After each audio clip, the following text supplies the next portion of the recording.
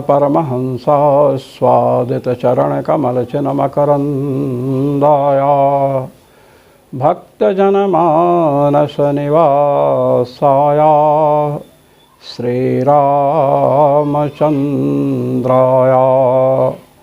यत्र यत्र रघुनाथकीर्तनं तत्र तत्र कृतमस्तकाञ्जलिं बाष्पवारि परिपूर्णलोचनं मारुतिं नमत राक्षसान्तकं सीतानाथसमारम्भां रामानन्दार्यमध्यमाम् अस्मदाचार्यपर्यन्तां वन्दे गुरुपरम्परां वन्दे गुरुपरम्परां सर्वेश्वर श्रीरघुनाथो विजयते तराम। प्रयोग प्रांशुभावबोधको विधि प्रयोग विधि। आज प्रयोग विधि का निरूपण कर रहे हैं। जिस समय विधि का कथन हुआ था उस समय जो क्रम बतलाया गया है उसमें प्रयोग विधि बाद में है। विधि का जहाँ विभाग किया गया है वहाँ पर आया है कि विधि 4 प्रकार की होती है। विधिश्चतुर्विधः उत्पत्ति विधि विनियोग विधि अधिकार विधि प्रयोग विधिश्चेति। पहले उत्पत्ति विधि, उसके बाद विनियोग विधि, तीसरे नंबर पर है अधिकार विधि और चतुर्थ नंबर पर है प्रयोग विधि। यहाँ पर उत्पत्ति विधि का निरूपण किया गया, विनियोग विधि का भी निरूपण किया गया। इसके बाद अधिकार विधि का निरूपण होना चाहिए था, किंतु यहाँ पर प्रयोग विधि का निरूपण कर रहे हैं। अधिकार विधि, तृतीय विधि कौन है? अधिकार विधि। तो अधिकार विधि का निरूपण यहाँ होना था, फिर भी ग्रंथकर्ता श्री लौगाक्ष भास्कर जी तृतीय विधि को छोड़ करके जो अंतिम विधि है उसका निरूपण कर रहे हैं। ऐसा क्यों? इसका कारण यह है कि जो अधिकार विधि है उसमें अधिकारी का निरूपण करना है कि इस कर्म का कौन अधिकारी है। सभी कर्मों में सभी अधिकारी नहीं होते हैं। जैसे अश्वमेध यज्ञ है तो अश्वमेध यज्ञ में ब्राह्मण अधिकारी नहीं है, ब्राह्मण उसका अनुष्ठान नहीं कर सकता है, उसका अनुष्ठान क्षत्रिय ही करेगा। तरति सर्वं पापमानं तरति ब्रह्महत्यां योऽश्वमेधेन यजते। जो अश्वमेध याग करता है वह ब्रह्म हत्या से छूट जाता है, सभी पापों से छूट जाता है, उसमें क्षत्रिय का अधिकार है। राजसूय याग है, राजसूय याग भी किसका है? क्षत्रिय का है। राजा राजसूयेन स्वराज्य कामो यजेत। यहाँ पर स्वराज्य को उद्देश्य करके राजसूय याग का विधान किया गया है। केवल स्वराज्य की कामना करने वाला इसमें अधिकारी नहीं है, अपितु राजा पद है, इसलिए राजा होकर के जो स्वराज्य की कामना करता है वही इसका अधिकारी है। विधि वाक्यों में पुरुष के विशेषण रूप में जो अश्रूयमाण है वह भी अधिकारी का विशेषण है। जैसे अध्ययन सिद्ध विद्या होनी चाहिए, अग्नि साध्य कर्मों में आधान सिद्ध अग्निमत्ता होनी चाहिए। आधान से सिद्ध अग्नि है तभी उसमें हम श्रौत कर्म कर सकते हैं, और सामर्थ्य भी होनी चाहिए। इसके द्वारा ये बताया जा रहा है कि विधि वाक्यों में पुरुष के विशेषण के रूप में जिनका श्रवण नहीं है वे भी अधिकारी के विशेषण हैं। तो अधिकार विधि में इसमें कौन अधिकृत है, इस कर्म में कौन अधिकृत है, इसका निरूपण करना है। जैसे दर्श पूर्णमासाभ्याम यजेता स्वर्ग कामः, ये है वाक्य। अब दर्श पूर्णमास याग को करे तो दर्श पूर्णमास याग को कौन करेगा, प्रश्न यह है। तो दर्श पूर्णमास याग को जितने ब्राह्मण हैं सभी कर लें, ऐसी बात नहीं है। क्यों नहीं कर सकते हैं? क्योंकि कर्म का संपादन करने के लिए कुछ योग्यता चाहिए। मंत्रों का ज्ञान हो, अगर मंत्र का ज्ञान नहीं है तो वह याग का संपादन नहीं कर सकता है। मंत्र का ज्ञान नहीं है तो पहली बात तो मंत्रों का ज्ञान हो, सामर्थ्य होनी चाहिए।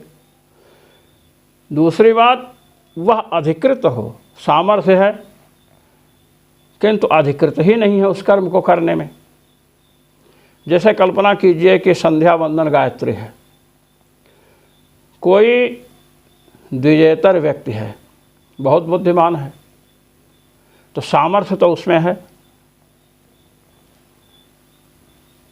मंत्रों को सुन करके समझ सकता है, किंतु सामर्थ्य होने मात्र से नहीं, अधिकार भी होना चाहिए। आप मंत्र सुन लिए किसी से, पहले विद्वानों के यहाँ मंत्र पाठ होता था तो महिलाओं को सब मंत्र याद हो जाते थे, और बड़े बड़े विद्वान मर करके प्रेत बने। मंत्र पाठ इत्यादि के हमारे गुरुजी श्री पट्टाभिराम शास्त्री गुरु से हम लोग मीमांसा पढ़ रहे थे, तो गुरुजी ने बताया कि स्नान करने लोग जाते थे, गंगा जी या कहीं जाते थे, तो वहाँ एक प्रेत था, ब्राह्मण प्रेत, रोक दे नहीं, वो गंगा स्नान की बात नहीं, कहीं से रास्ता में जाते थे तो वहाँ पीपल का वृक्ष पड़ता था और वहाँ वो प्रेत रहता था, प्रेत या ब्रह्म राक्षस कोई था।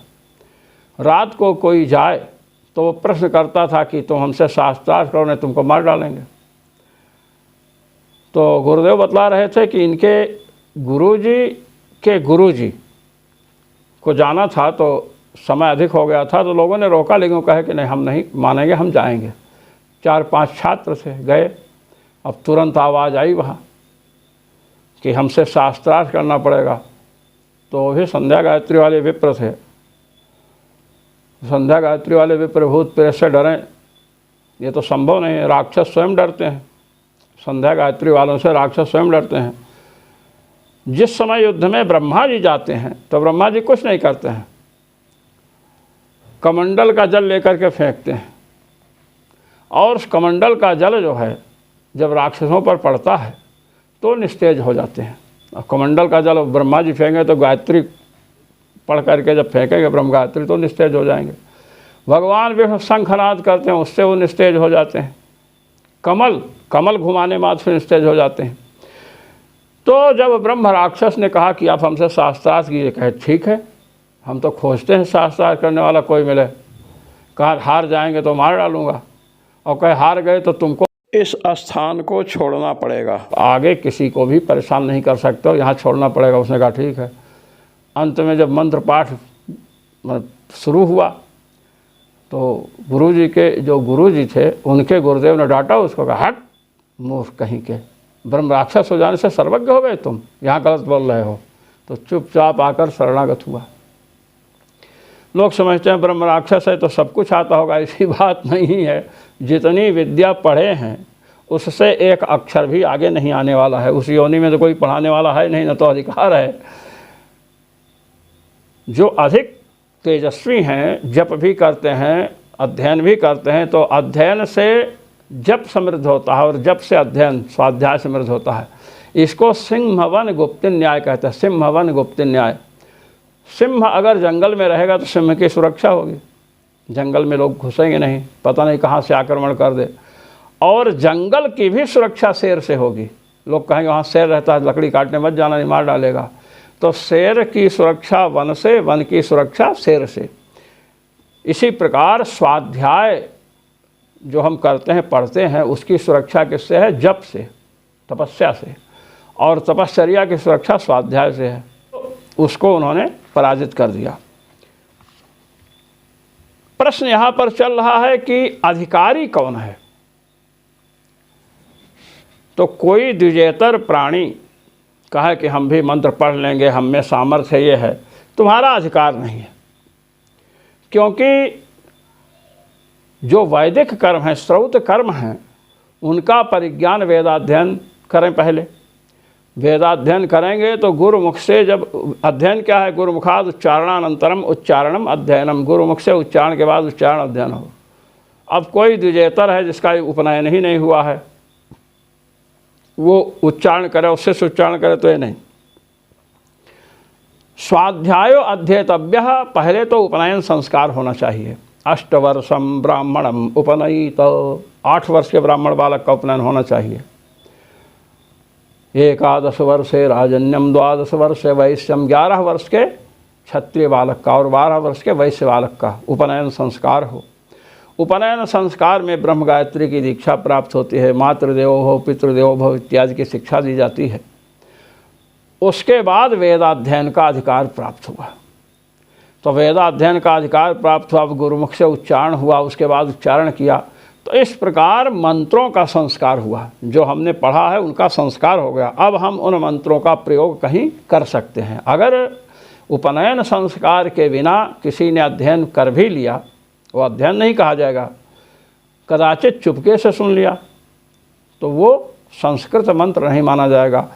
उपनयन संस्कार, उसके बाद वेदाध्ययन गुरुमुख से हो, तो अध्ययन से अक्षर राशि का ग्रहण होता है और उसमें अर्थ नहीं बताया जाता है। अक्षर राशि का ग्रहण होने से होता क्या है कि वे मंत्र या जो भी सुने संस्कार युक्त हो जाते हैं। उनको हम कहीं प्रयोग करेंगे तो उससे अदृष्ट उत्पन्न होगा, उससे पुण्य होगा। और ऐसे कर रहे हैं, पुस्तक देखकर गीता प्रेस की पुस्तक लिए और संध्या शुरू कर दिए, ऋतम सत्यम चाभिदा तब स्वाध्याय जाया, अंट शंट बोलना शुरू कर दिया। तो उससे क्या होगा कि उससे अदृष्ट नहीं उत्पन्न होने वाला है, दुरदृष्ट हो सकता है। अदृष्ट जो पुण्य जिसको कहते हो वो नहीं पैदा होगा, दुरदृष्ट होगा, दुखी होना शुरू हो जाएंगे। इसलिए अधिकार शास्त्रोक्त अधिकारी, इस कर्म का अधिकारी, जैसे राजस्व यज्ञ है, अश्वमेध यज्ञ है, इसका अधिकारी क्षत्रिय है। अधिकार, सामर्थ्य, इतने वृद्ध हो गए अब कर ही नहीं सकते हैं, सामर्थ्य भी होनी चाहिए। और विद्या, विद्वान समर्थो अधिकारी, विद्वान हो, कर्मकांड का ज्ञान हो, मंत्रादि का ज्ञान हो, सामर्थ्य हो और अधिकार हो, अधिकृत हो उस कर्म में। वेद पढ़ लिए, मंत्रों का ज्ञान भी हो गया, ब्राह्मण हैं, कहे कि अब हम तो राजस्व याग करेंगे, हम अश्वमेध याग करेंगे, तो आप अधिकृत नहीं हैं। तो कर्म का अधिकारी, जो अधिकार विधि के द्वारा अधिकारी का निरूपण होगा, इसमें ये अधिकारी से 10 पूर्णमासाभ्याम विजेता स्वर्ग कामः, तो स्वर्ग कामना वाला अधिकारी है। तो स्वर्ग की कामना तो सबको है।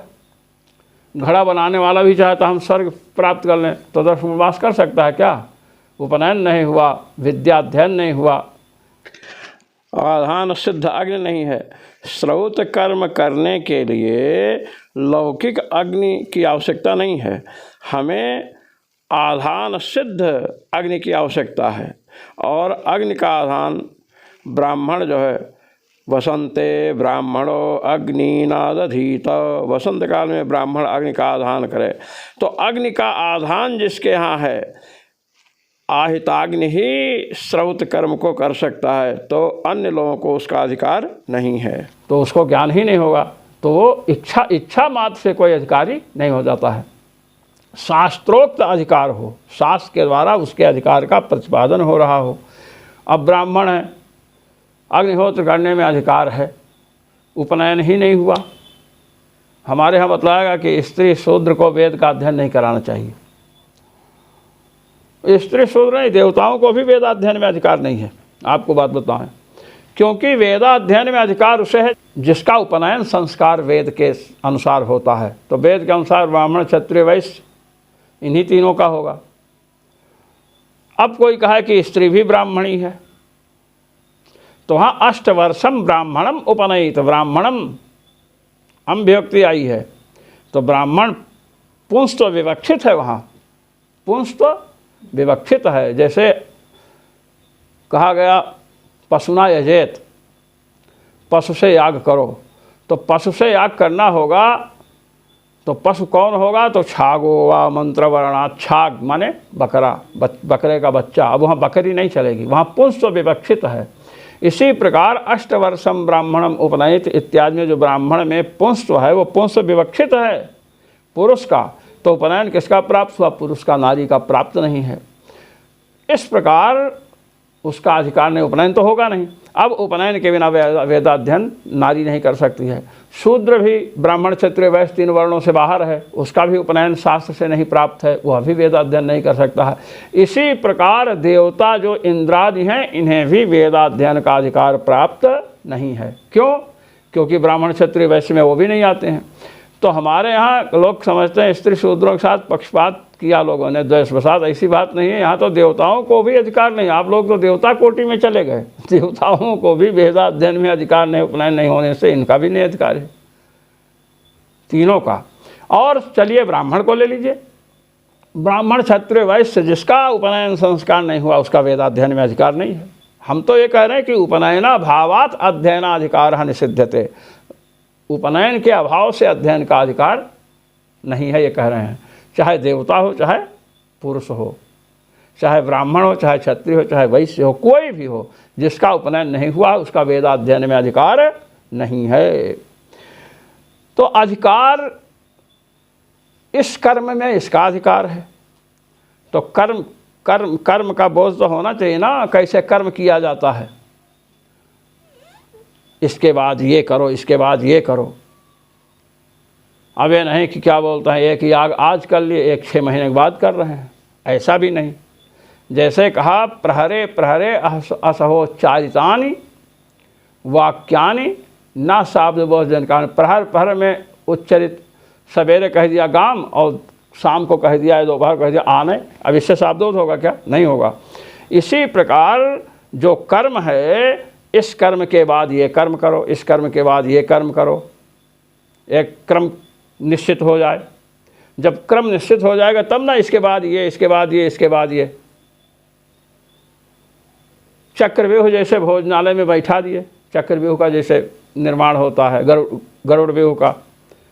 अब भोजन कह दिया परोसो, व्यक्ति परोसने वाला संशयग्रस्त हो जाएगा कि इधर भी बैठे उधर भी लाइन में तो है नहीं, हम कहाँ से शुरू करें, किसको करें।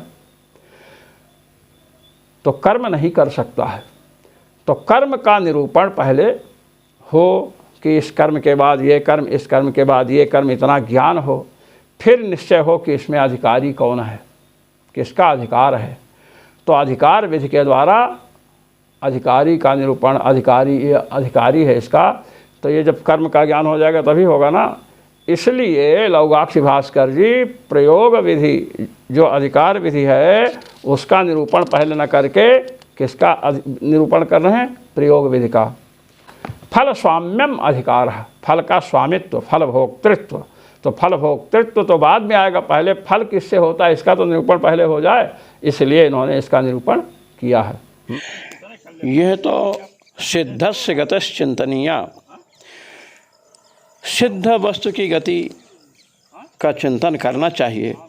इस न्याय के अनुसार श्री लौगाक्षी भास्कर ने जो विधियों का विभाग किया था, उत्पत्ति विधि, विनियोग विधि, अधिकार विधि और प्रयोग विधि, उसके अनुसार निरूपण किया गया कि इन्होंने पहले प्रयोग विधि का निरूपण क्यों कर दिया अधिकार विधि से पहले। किंतु श्री आपदेव जी ने मीमांसा न्याय प्रकाश जो इसके ऊपर का ग्रंथ है उसमें निरूपण किया है, सच विधि चतुर्विधा, उत्पत्ति विधि, विनियोग विधि, प्रयोग विधि, अधिकार विधिश्चेति। उन्होंने तो स्पष्ट सर्वप्रथम उत्पत्ति विधि को रखा, दूसरे नंबर पर विनियोग विधि, तीसरे नंबर प्रयोग विधि और चौथे नंबर पर अधिकार विधि है। इसलिए उनके यहाँ प्रयोग विधि का निरूपण सुकर है।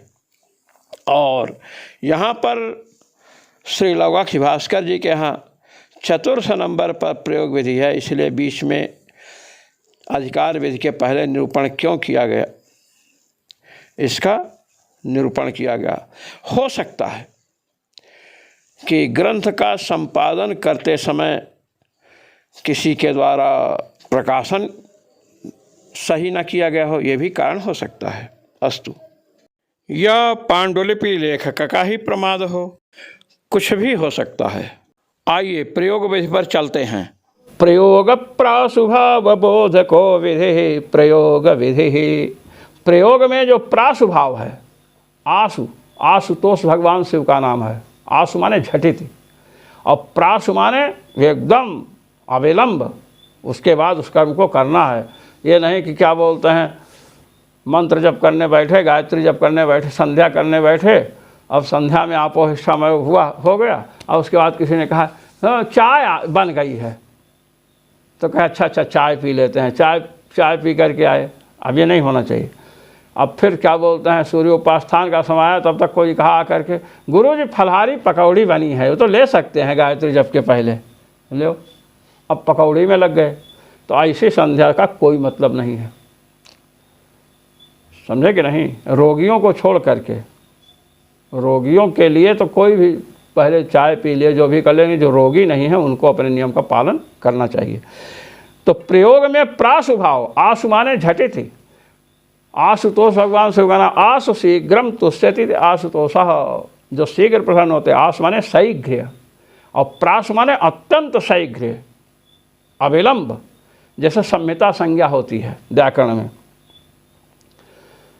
तो सुधी धन उपास्य है, तो धी के ई की संहिता संज्ञा किया, अब सु के ऊ की नहीं किया, ऐसा लोग समझते हैं। लेकिन ऐसी बात नहीं, सु के ऊ के भी संहिता संज्ञा होती है। वहाँ पर आप समझिए कि सु के ऊ से धी का ई पर में है और किसका व्यवधान बीच में है, धा का व्यवधान है। तो धा का व्यवधान हुआ ना, इस प्रकार व्यवधान क्रम में अपेक्षित नहीं है। जब क्रम करेंगे, अब ये नहीं श्वास नहीं ले, ऐसा नहीं, एक क्रम के बाद तुरंत दूसरा क्रम आरंभ किया जाए। जहाँ रुकना है, ये भी नहीं ब्राह्मण कोई मजदूर तो होता नहीं है, कर्म करने के लिए बुलाए तो कुछ कर्म 2 घंटे कर्म हो गया, उसके बाद उनको जो भी अल्पाहार इत्यादि कराना है उसको वर्ण काल में दक्षिणा प्रचुर देनी चाहिए। वर्ण में 10 रुपया दे दिए तो मनोबल टूट जाएगा, तो वो ऐसे करेंगे। बढ़िया नोट दिए तो बढ़िया करेंगे। ब्राह्मण प्रसन्न होना चाहिए, क्योंकि ब्राह्मण के अधीन ही सब कर्म है। तो ब्राह्मण का जो सम्मान कर। अच्छा, दूसरी बात कि ब्राह्मण के अधीन सब कर्म है, ब्राह्मण प्रसन्न रहेंगे तो कहीं त्रुटि नहीं होने देंगे। और ब्राह्मण प्रसन्न है, यजमान के द्वारा कदाचित कहीं त्रुटि हो गई तो ब्राह्मण उसको संभाल लेंगे। इसलिए ब्राह्मणों का सम्मान अत्यंत आवश्यक है। तो प्रयोग जो है, जो कर्मानुष्ठान ही प्रयोग है, उसमें प्रासुभाव अत्यंत शीघ्र की बोधक जो विधि है उसे क्या कहते हैं, प्रयोग विधि कहते हैं।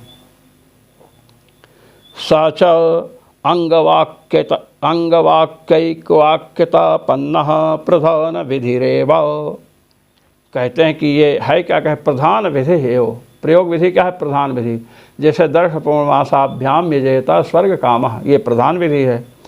अब कहते हैं अंगवाक्यैकवाक्यतापन्नः। अंगवाक्य हैं समिधो यजति तनूनपातम यजति, समिध याग पंचप्रयाज का अनुष्ठान, दशानुयाज का अनुष्ठान। तो अंग वाक्य जो हैं ये सब अंग वाक्य हैं। समिधो यजति तनूनपातम यजति, ये सब जितने वाक्य हैं, अंगों के विधायक वाक्य क्या हैं, अंग वाक्य हैं। अंग वाक्यैक वाक्यतापन्न, अंग वाक्यों के साथ एक वाक्यता को जो प्राप्त करे वह विधि क्या है, प्रधान विधि है। ये कुमारिल भट्ट जी ने एक श्लोक बताया है। जैसे अंग वाक्य हैं समिधो यजति तनूनपातम यजति, प्रधान कर्म क्या है, 10 पूर्णमासाभ्याम यजेता स्वर्ग कामः।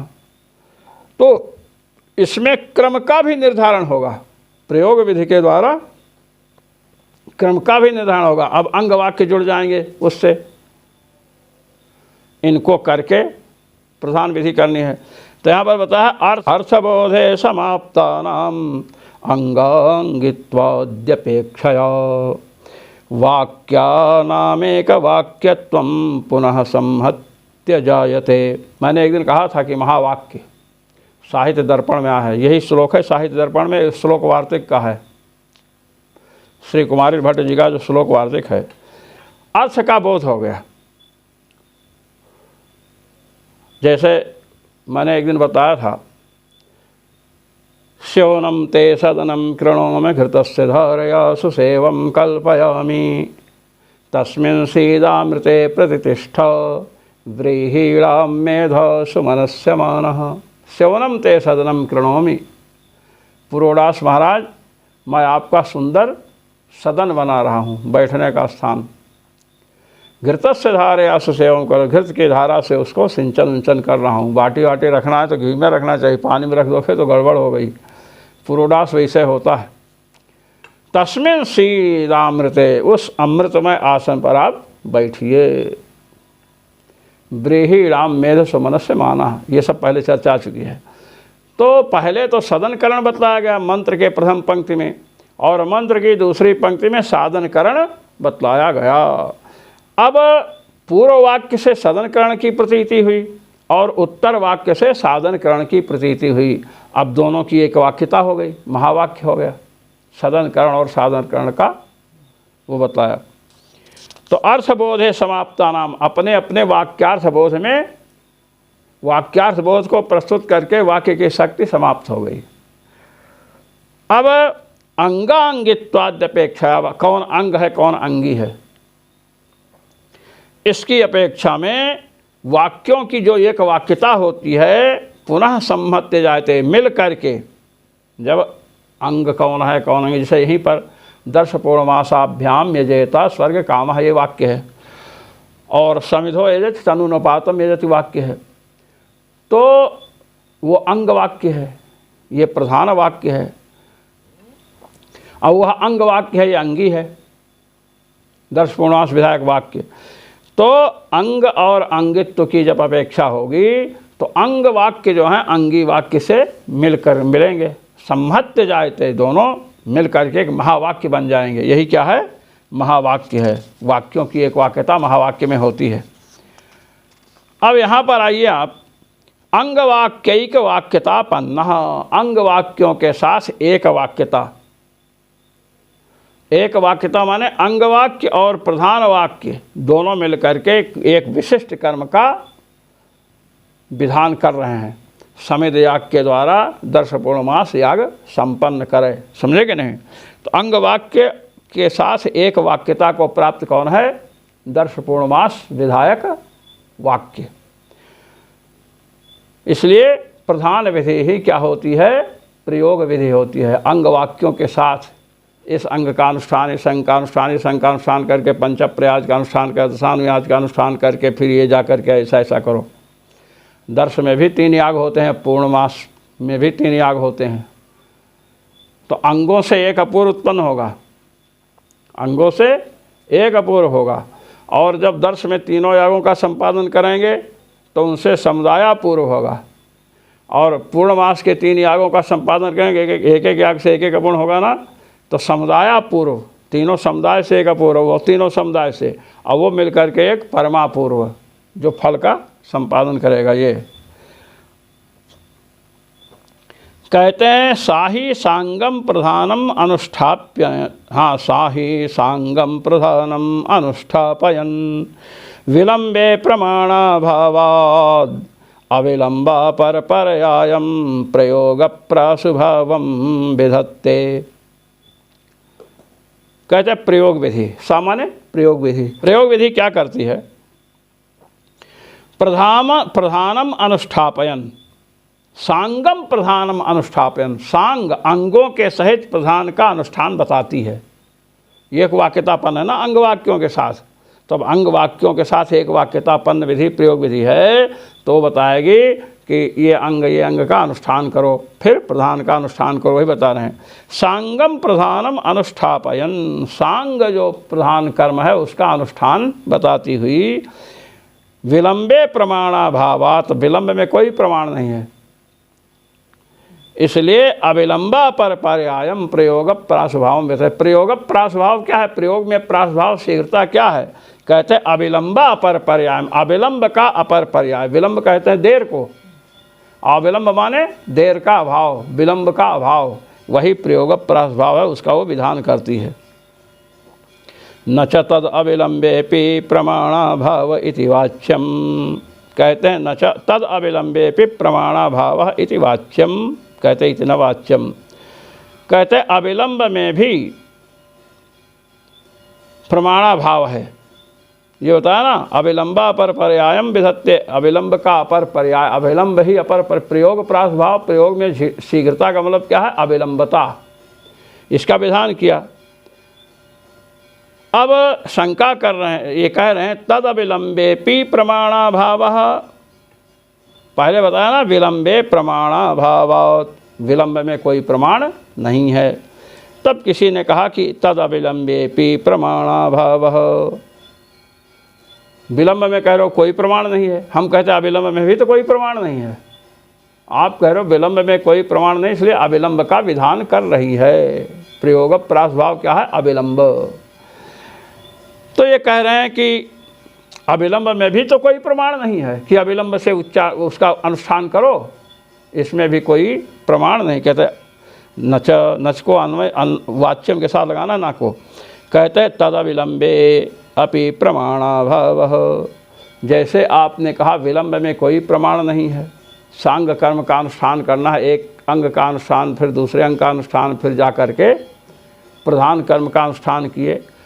प्रयोग विधि क्या बतला दे कि सांग अंग के सहित प्रधान कर्म का अनुष्ठान करो, बीच में विलंब न करो, क्योंकि विलंब में कोई प्रमाण नहीं है।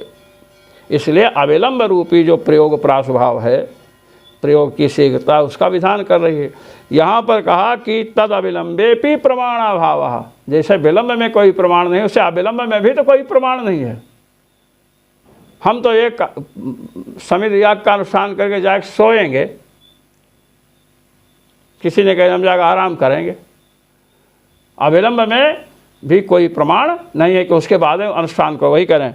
न च तद अविलंबेपि प्रमाणाभावः इति वाच्यम, कहे अविलंब में भी कोई प्रमाण नहीं है, कहते इतना वाच्यम, कहे ऐसा आप कह नहीं सकते हो, वाच्यम के साथ ना कान में होगा। कहते यदि विलंब आप करोगे, विलंब, विलंबे ही अंग प्रधान विद्यैक वाक्यता, विलंबे ही अंग प्रधान विद्यैक वाक्यता भगत तत्साहित्यानुपपत्ति। कहते ये बताओ, रामेण सह आगतः दशरथ,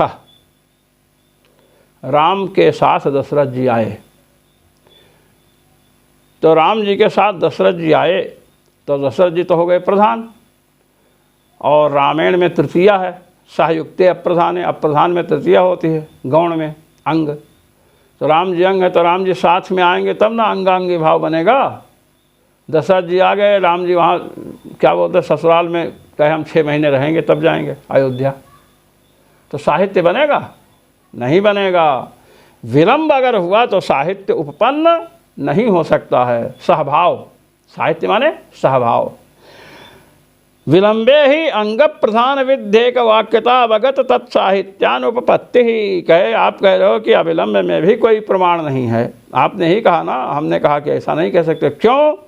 क्योंकि विलंब अगर होगा तो हमने क्या बतलाया है, प्रयोग विधि क्या है कि अंग वाक्यों के साथ एक वाक्यतापन्न जो प्रधान विधि है वही प्रयोग विधि है। अब एक वाक्यता अंग के साथ, अंग वाक्यों के साथ एक वाक्यता को आपन्न विधि प्रयोग विधि है। तो जब अंगों का अनुष्ठान करके उसके बाद शीघ्र ही प्रधान का अनुष्ठान करेंगे तब ना एक वाक्यता होगी। प्रयोग विधि 10 पूर्णमासाभ्याम यजेता स्वर कामः, ये जो प्रयोग विधि है, जब समिधो यजत तनुरपातम यजत, ये जो अंग वाक्य हैं इनके साथ एक वाक्यता माने साथ ही साथ अंग कर्म का अनुष्ठान करके प्रधान कर्म का अनुष्ठान करेंगे तब ना साहित्य होगा। और विलंब से करोगे तो साहित्य तो होगा नहीं। तो आप जो कह रहे हो कि अविलंब में कोई प्रमाण नहीं है, ये एक वाक्यता ही प्रमाण है। देवदत्त के साथ रामदत्त आया, हमने कह दिया, तो देवदत्त आया और रामदत्त रह गया बाजार में, तो साहित्य बनेगा? सहभाव दोनों का मानेंगे? नहीं मानेंगे। सहभाव तभी उत्पन्न हो सकता है जब साथ ही साथ हो, विलंब ना हो, एक साथ ही पदार्पण करें। कह दिए वो आए थे, क्या उनके साथ आए थे, और जहाँ 5 मिनट का विलंब हुआ तो कहेंगे साथ आए थे, कहेंगे नहीं नहीं बाद में आए थे। 1 मिनट भी देर हो गई तो 1 मिनट का भी विलंब, 1 मिनट का भी विलंब सह्य नहीं है। वही बता रहे हैं, विलंबे ही, यदि विलंब मानोगे, आपने कहा अविलंब, हमने कहा अविलंब, विलंब में कोई प्रमाण नहीं है, आपने कहा अविलंब में कोई प्रमाण नहीं है। तो हम ये कह रहे हैं कि यदि विलंब, हम विलंब में कोई प्रमाण नहीं है, ये हम प्रमाण दे रहे। विलंबे ही, जब विलंब आप मानोगे, अविलंब में आपने कहा कोई प्रमाण नहीं, मैंने विलंब से करो अनुष्ठान, तो कहते हैं विलंब से जब अनुष्ठान करोगे तो उसके साथ कैसे अनुष्ठान माना जाएगा। पंचप्रयाज का अनुष्ठान आप कर लिए और उसके बाद अनुष्ठान आपने प्रधान कर्म का किया, तो साहित्य कहाँ है। साहित्य माने सहभाव, एक साथ, समझे कि नहीं। विलंबे ही, विलंब मानोगे तो अंग और प्रधान विधियों की जो एक वाक्यता से अवगत साहित्य है, एक वाक्यता बताएगा ना, अंग वाक्यिक वाक्यता पन्ना प्रधान विधि, अंग वाक्यों के साथ एक वाक्यता हुई, तो एक वाक्यता हुई अर्थात अंग का अनुष्ठान करो, उसके बाद प्रधान कर्म का अनुष्ठान करो। यदि आप अंग का अनुष्ठान किया, उसके कुछ समय के बाद विलंब करके अनुष्ठान किए, तो साहित्य कैसे होगा, सहभाव कैसे होगा। प्रधान का अनुष्ठान करना है तो अंग का अनुष्ठान करके प्रधान का अनुष्ठान किए, तब तो सहभाव हो गया, समझे कि नहीं, ये बात है। वही करें, विलंबे ही, विलंब मानने पर साहित्य की अनुपपत्ति होगी। साहित्य माने सहभाव, कैसा सहभाव, तो अंग और प्रधान विधियों की एक वाक्यता से अवगत जो सहभाव है, साहित्य है। अंग और प्रधान विधि की एक वाक्यता हुई है, और एक वाक्यता होने से हुआ कि अंग का अनुष्ठान और उसके बाद प्रधान का अनुष्ठान हो। जैसे मंत्र जब संध्या गायत्री कर रहे हैं, अब गायत्री जब समापन हुआ, अब उसके बाद गायत्री जब समापन हो गया, अब समझिए 10:05 पर समापन हुआ, अब 10:10 पर गायत्री का विसर्जन कर रहे हैं। उत्तमे शिखरे देवी होम्याम पर्वत मूर्धनि, ये कर रहे हैं, तो कर्म खंडित हुआ कि नहीं। उसके बाद ही करना चाहिए ना, गायत्री का आवाहन कर लिए, आवाहन के बाद आपने जप कर लिया, विसर्जन में तो तत्काल होना चाहिए। ये आपने अंगन्यास करन्यास कर लिया, अब अंगन्यास करन्यास दिग्बंधन करने के बाद जप है, अब कहे जप हम बाद में करेंगे शाम को, तो ऐसा नहीं चलेगा। अगर शाम को आपको जप करना है तो अंगन्यास करन्यास पुनः करना पड़ेगा। ये है, क्योंकि उसका अंग है, अंग प्रधान के साथ रहता है।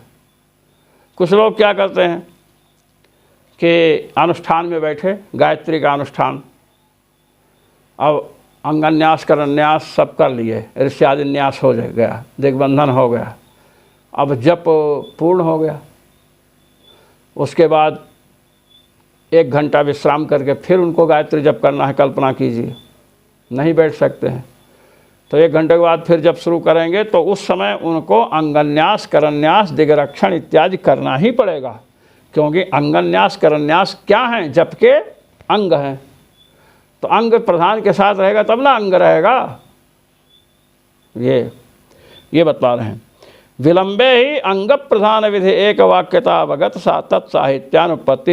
यदि विलंब आप करोगे, कहोगे अविलंब में कोई प्रमाण नहीं, हम विलंब करेंगे, क्या विलंब करोगे तो अंग वाक्य और प्रधान वाक्य की जो एक वाक्यता हुई है, एक वाक्यता पन्न जो प्रयोग विधि है, 10 पूर्णासाभ्याम जेता स्वर कामा, इस विधि के द्वारा ये वो सब साथ जुड़ेंगे, समझो तनुपात में और फिर 10 पूर्णासाभ्याम जेत स्वर कामा।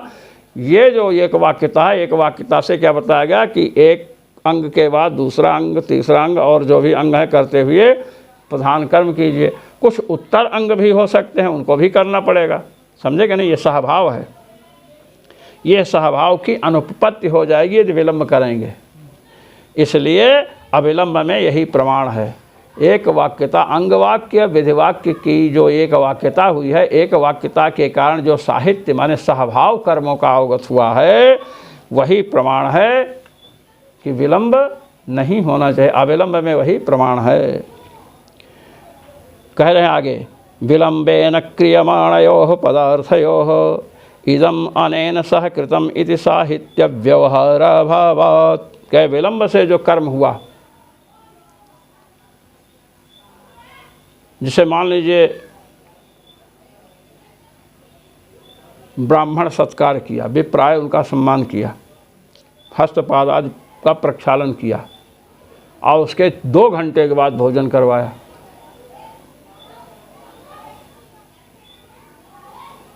तो लोग पूछे कि भोजन कराने के पहले हस्तपाद आदि प्रक्षालन, अरे क्या हस्तपाद आदि प्रक्षालन, धो के हाथ पर बैठा दिया, 2 घंटे के बाद भोजन कराया। सहभाव होना चाहिए। हस्तपाद आदि का प्रक्षालन आर्द्र पाद से भोजन करने का विधान है। क्या विधान है? आर्द्र, गीले पैर से। अब पैर धो लिए, पैर सूख गया, उधर रोटी सूख गई और उसके बाद भोजन कर रहे हैं, ये नहीं। आर्द्रपाद तो अंग है ना भोजन का, आर्द्रपाद होकर बैठे।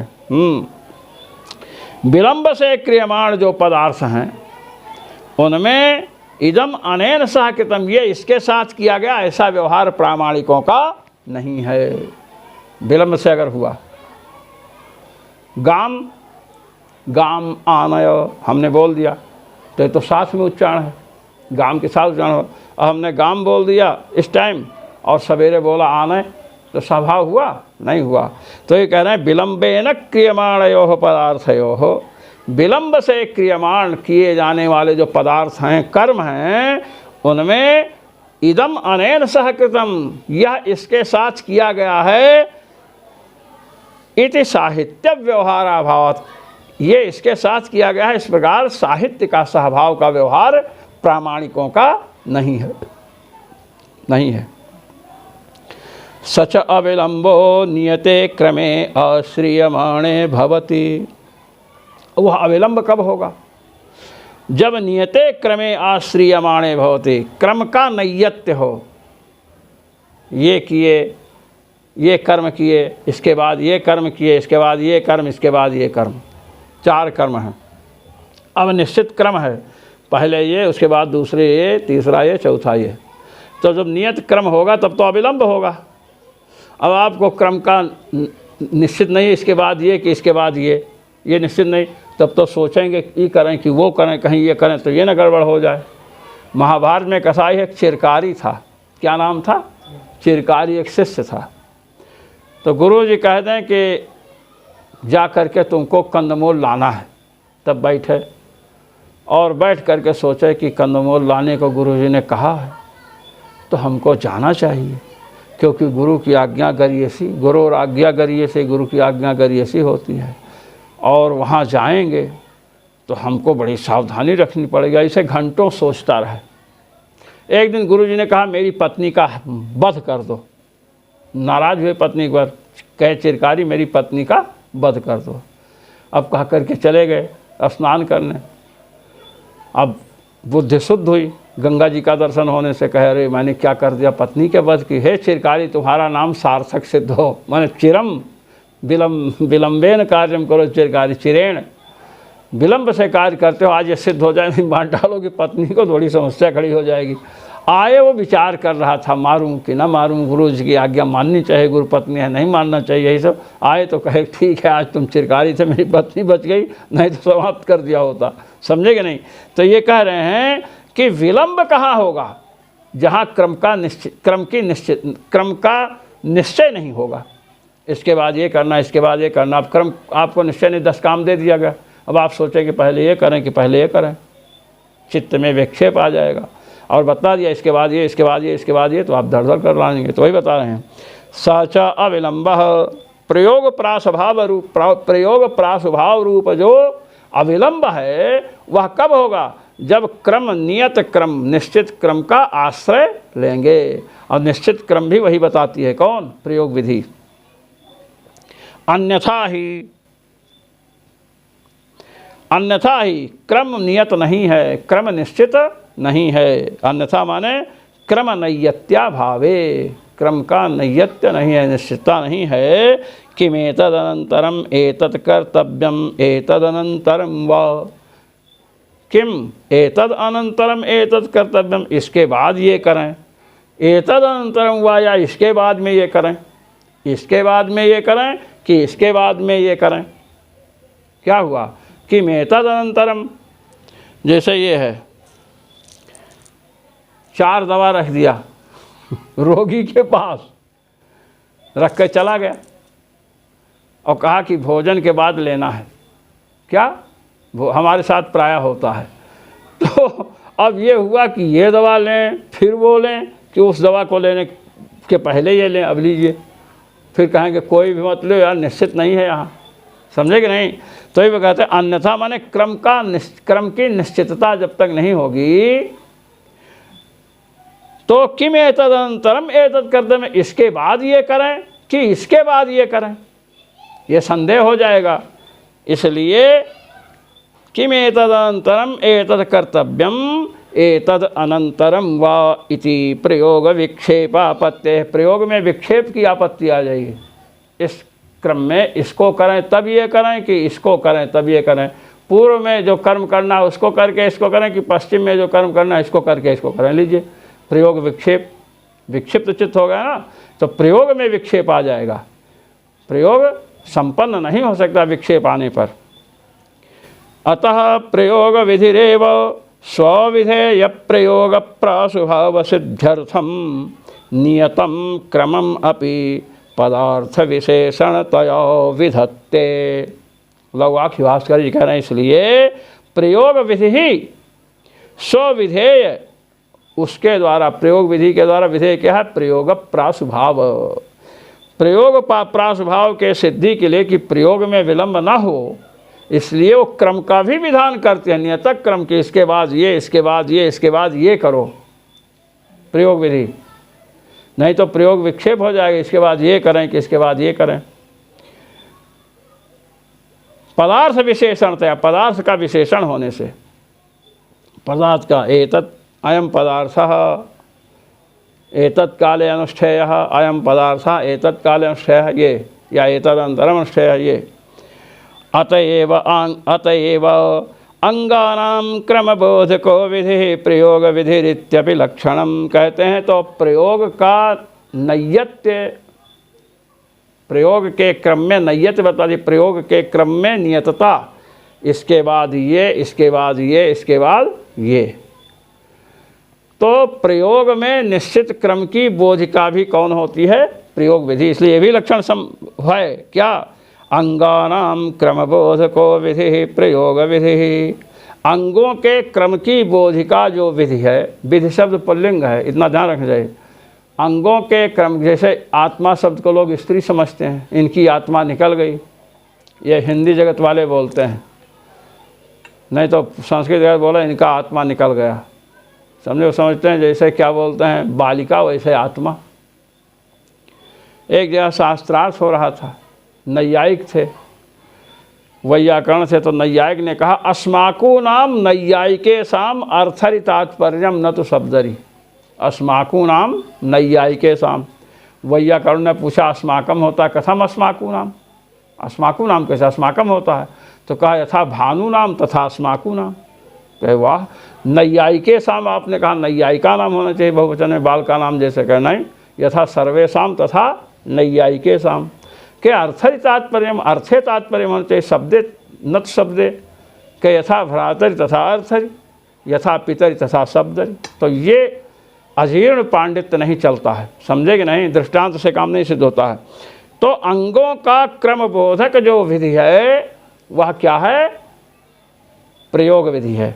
ये प्रयोग विधि इत्यपि लक्षणम, यह भी लक्षण इसका होगा। अब बता रहे हैं क्रम स्वरूपम, क्रम का स्वरूप क्या है। क्रम बोधक विधि है ना, ये अंगों के क्रम का बोधक ये विधि है, इसलिए क्या है प्रयोग विधि है। ये भी लक्षण संपन्न हुआ तो कहते हैं तत्र क्रमो नाम वितति विशेषः पौर्व पर्यरूपो वा। तत्र ये बताया अंगानाम क्रम बोधको विधि प्रयोग विधि, ये भी लक्षण है। अंगों में क्रम बोधक जो विधि है वो प्रयोग विधि। तत्र माने क्रम बोधक विधिषु, समझे कि नहीं, क्रम बोधक विधि में क्रम क्या है? कहते हैं तत्र क्रमो नाम क्रम बोधको विधि प्रयोग विधि। क्रम बोधक जो विधि है वह प्रयोग विधि है। तो कह रहे हैं कि तत्र माने क्रम बोधक विधि। इस वाक्य में जो क्रम शब्द है ना, वाक्यार्थक ज्ञाने पदार्थक ज्ञानम कारणम, वाक्यार्थ ज्ञान में पदार्थक ज्ञान कारण होता है।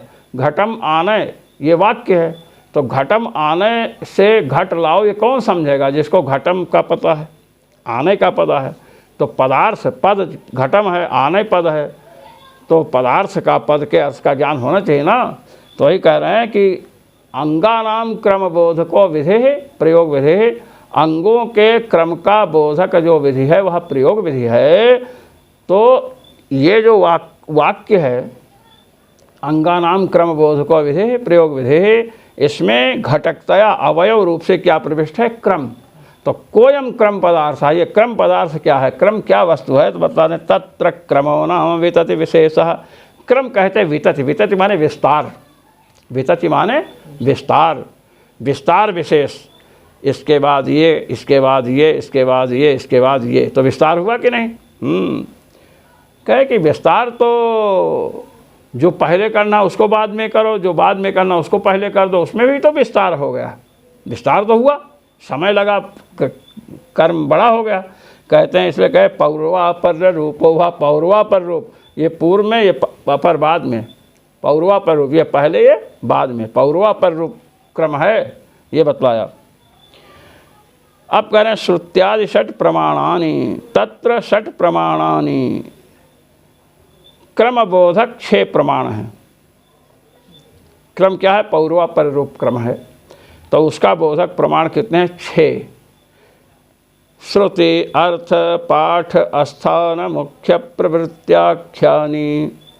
श्रुति अर्थ पाठ स्थान और मुख्य और प्रवृत्ति,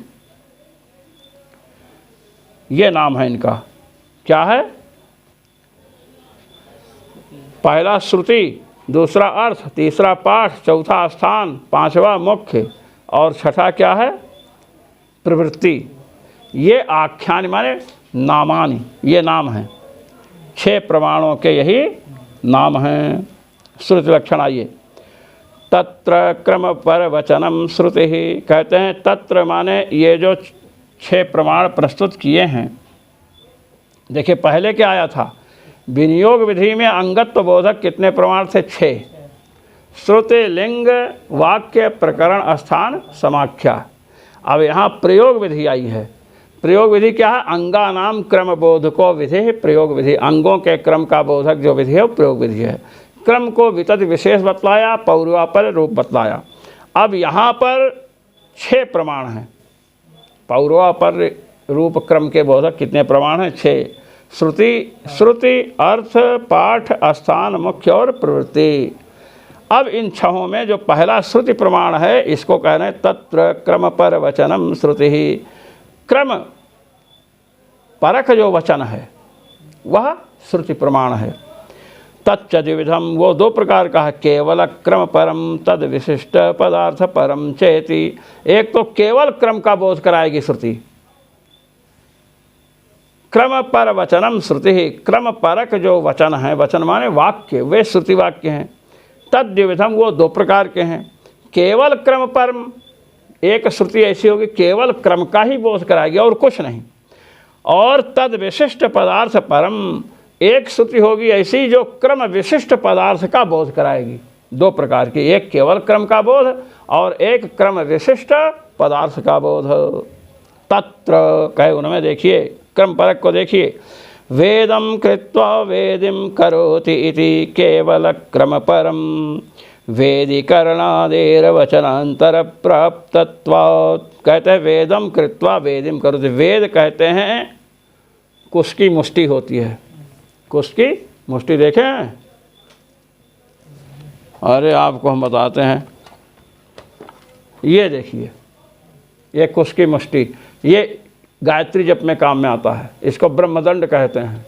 एकेन ब्रह्मदंडेन सर्वास्त्राणि हतानि में, वशिष्ठ जी ने यही ब्रह्मदंड सामने कर दिया था। तो विश्वामित्र जी के जितने अस्त्र थे सब नष्ट हो गए, ब्रह्मास्त्र भी शांत हो गया। इसको गायत्री जप में रखते हैं, गायत्री जप करेंगे, रखेंगे। गायत्री अनुष्ठान में कई साधक विचलित हो जाते हैं, तो लोगों ने पूछा क्यों विचलित हुए, ब्रह्मदंड रखे थे? कहे नहीं। कहे ब्रह्मदंड नहीं रखोगे तो दूसरे के दंड आपके ऊपर पड़ेंगे, ये ब्रह्मदंड है, समझे कि नहीं। ये तो वेदम कृत्वा, कुश की मुष्टि है उसको बनाया, फिर वेदिम करोति। अब वेदिम करोति का अर्थ है नहीं कि वेदी का निर्माण कर रहा है, यहाँ विधान हो रहा है वेदी निर्माण का, नहीं। भुक्त्वा गच्छति, भुक्त्वा ब्रजति, भोजन करके जा रहा है। तो इससे ये निश्चित होता है भोजन क्रिया संपन्न हुई, उसके बाद उसने प्रस्थान किया। भोजन क्रिया पहले हुई, उसके बाद प्रस्थान क्रिया हुई। क्रम में भोजन पहले आया और प्रस्थान क्रिया बाद में, यही आया ना। वेदम कृत्वा वेदिम करोति, वेदः कुशमुष्टि, कुशमुष्टि को कहते हैं, उसका निर्माण किया, उसके बाद वेदी की रचना। अब वेदी क्या है? यज्ञ में 3 अग्नियाँ प्रयोग में आती हैं, गार्हपत्य अग्नि, दक्षिणाग्नि और आहवनीय अग्नि। तो वेदी क्या है? गार्हपत्य और आहवनीय के मध्य में 4 अंगुल का गड्ढा जैसे एक बनाते हैं, वहाँ हवि इत्यादि रखते हैं। ये है, कहते हैं केवल क्रम परम, ये केवल क्रम बता रहा है। वेदम कृत्वा वेदिम पर, कृत्वा में अक्त्वा प्रत्यय है। समान कर्तृकयो पूर्व काले अक्त्वा, समान एक ही करता हो और पूर्व काल का बोध कराना हो तो धातु से क्या होगा? अक्त्वा प्रत्यय आता है।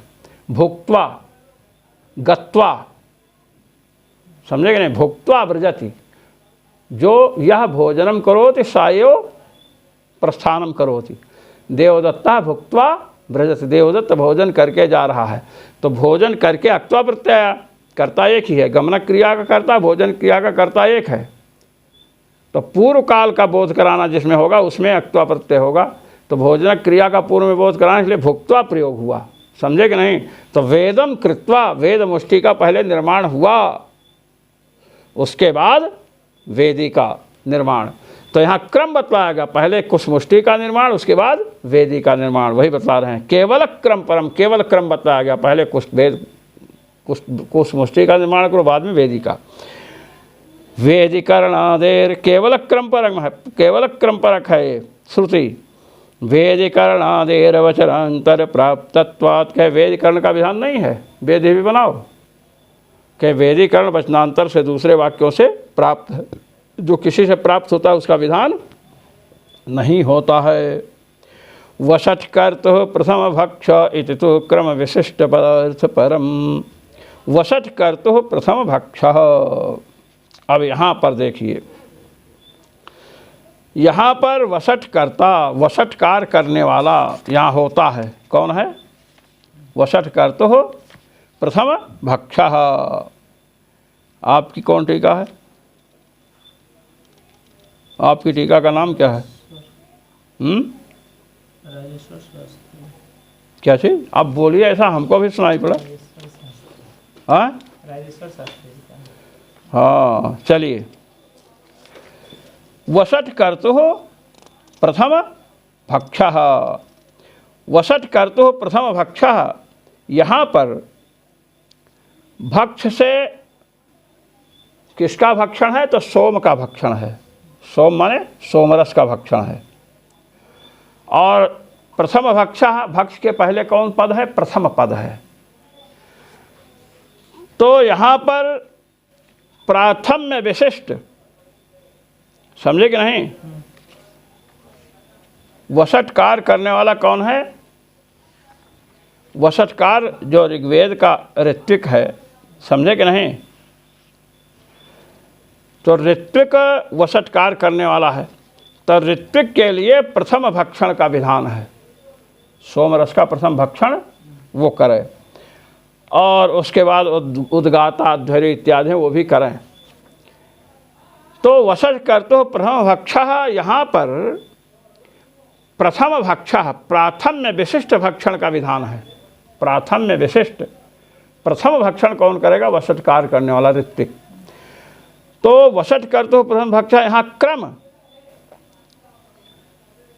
ऋत्विक है, उद्गाता, अध्वर्यु दुनिया भर के हैं ना। तो जो ये है ऋत्विक होता, इसको होता, उद्गाता, अध्वर्यु इत्यादि जो हैं, तो ये पहले भक्षण करेगा, उसके बाद दूसरे करेंगे। तो क्रम का विधान हो गया ना, भक्षण करने वाले कई लोग हैं तो क्रम का विधान कर दिया। तो प्राथम में विशिष्ट भक्षण का विधान है। प्राथम में विशिष्ट क्रम है ना, प्रथम द्वितीय तृतीय क्रम है।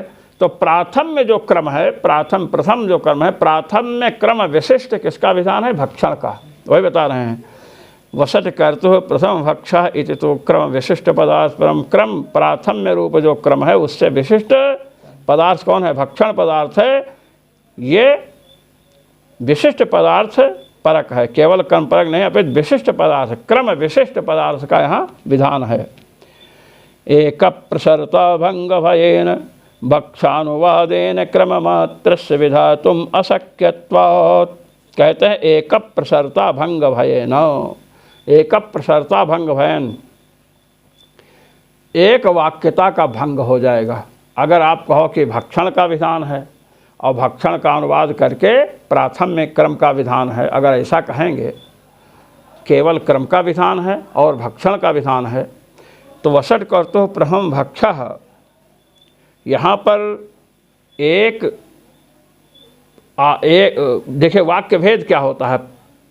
प्रत्यावृत्तिम वाक्य भेद, प्रतिविधानम वाक्यावृत्ति। प्रत्येक का विधान करोगे तो वाक्य की आवृत्ति करनी पड़ेगी। तो जब वाक्य की आवृत्ति करेंगे, वाक्य की आवृत्ति ही वाक्य भेद है, भिन्न भिन्न वाक्य हो गए, तो वाक्य भेद बहुत बड़ा दोष माना गया है। मीमांसक मर जाएगा लेकिन वाक्य भेद नहीं आने देगा। हाँ, जैसे वैयाकरण के यहाँ है, अर्धमात्रा लाघवेन पुत्रोत्सवम मन्यन्ते वैयाकरण, अर्धमात्रा का लाघव होने से पुत्रोत्सव मनाते हैं। वैसे मीमांसक वाक्य भेद से बचने के लिए हर संभव प्रयास करता है। लक्षणा कर देगा, सोमेन जेत में सोमवता यागेन इष्टम भावयेत, ये बात आ गई विशिष्ट विधान। क्योंकि याग का विधान करो और फिर याग को उद्देश्य करके सोम का विधान करो तो गड़बड़ हो जाएगा, वाक्य भेद हो जाएगा। इसलिए सोम विशिष्ट याग का विधान किया। तो यहाँ पर किसका विधान है? क्रम विशिष्ट, प्राथम्य रूप क्रम विशिष्ट भक्षण का विधान है। विशिष्ट विधान में आवृत्ति नहीं होती है। भक्षण का विधान करो, प्रत्यय की आवृत्ति हुई, और फिर भक्षण का अनुवाद करके क्रम का विधान करो तो दो का विधान हुआ ना, तो प्रत्यय की आवृत्ति होगी, एक वाक्यता का भंग हो जाएगा, वाक्य भेद आ जाएगा। एक प्रसारता भंग भयेन भक्षानुवादेन क्रममात्र से विधातुम अशक्यत्वात्। कहते हैं एक वाक्यता का भंग हो जाएगा। एक वाक्यत्व का, एक वाक्य है, भंग क्या होगा? दो वाक्य हो जाएंगे, तो एक वाक्यत्व का भंग हुआ ना भाई। एक प्रसारता का अर्थ है एक वाक्यता, एक वाक्यता के भंग के भय से क्रम मात्र का विधान नहीं कर सकते भक्ष का अनुवाद करके, क्योंकि भक्षण का भी विधान करो और इसका क्रम का भी विधान करो तो आवृत्ति प्रत्यय की करनी पड़ेगी, तो दो वाक्य हो जाएंगे, वाक्य भेद हो जाएगा दोष। इसलिए एक प्रसरता भंग माने एक वाक्यता का भंग होगा, माने वाक्य भेद हो जाएगा। जब भिन्न भिन्न वाक्य हो जाएंगे तो एक वाक्य नहीं रह गया ना ये, इसलिए क्रम मात्र का विधान नहीं कर सकते हैं। सेयम श्रुति इतर प्रमाणापेक्षया बलवती। कहते हैं ये श्रुति इतर माने अन्य प्रमाणों की अपेक्षा बलवती है। अब कैसे बलवती है इसको आगे बताएंगे। ओम पूर्णमदः पूर्णमिदं पूर्णात् पूर्णमुदच्यते पूर्णस्य पूर्णमादाय पूर्णमेवावशिष्यते। ओम शांति शांति शांति।